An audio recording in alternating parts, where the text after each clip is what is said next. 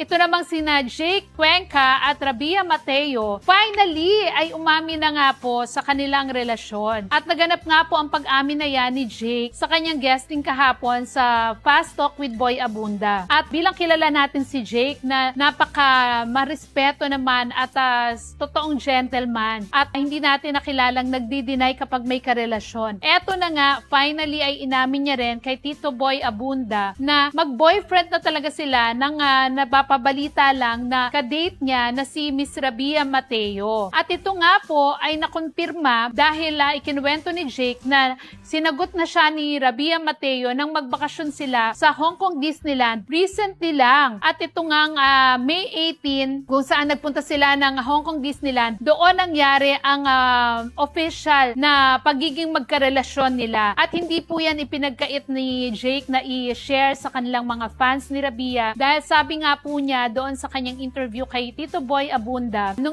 ipinadescribe sa kanya kung anong klase si Rabia bilang girlfriend, sabi niya, she's an amazing and admirable girl. At sa sobrang in love nga nitong si Jake ngayon, kitang-kita nyo naman sa kanyang itsura na ang laki talaga ng iginwapo ni Jake kumpara noong nag-break sila na kanyang last girlfriend na si She Filomeno. At sabi nga rin po niya, talagang nagswak sila ni Rabia Mateo dahil sa dami-dami nga ng girlfriend niya ay mukhang si Rabia na ang gusto niyang pakasalan. At nakikita ng araw niya yan kay Rabia Mateo nung diretsahan siyang tinanong ni Tito Boy kung ano na ba ang nakikita niyang future nila. Diretsahang sinabi ni Jake na nakikita niya na nga po na si Rabia na yung gusto niyang pakasalan. At actually, may balita nga po, diba, na etong mag-aaral si Rabia ng med school sa UST ay di umano si Jake pa ang sasalo o sasagot sa kanyang pag-aaral. Di ba naman po, ganyang ka-in love ngayon si Jake. Kung out of love naman talaga yon at gusto niyang matulungan si Rabia na pansamantalang magpapaalam sa showbiz para matupad yung kanyang pangarap na maging doktor. Kung meron naman si Jake, bakit naman hindi? Pwede rin naman kung nahihiya si Rabia, sinusustentuhan siya ni Jake, di ba, kahit na magkarelasyon sila at na hindi pa mag-asawa, pwede rin namang sabing utang niya muna kay Jake. And then kapag naging doktor na siya, tsaka niya bayaran, di ba? Ang mahalaga doon, suportado siya ni Jake at talagang yung sobrang pagmamahal sa kanya ay kaya siyang paaralin at sustentuhan. Kasi kung magiging mag-asawa rin naman sila at doon mauuwi ang lahat, parang ano na rin,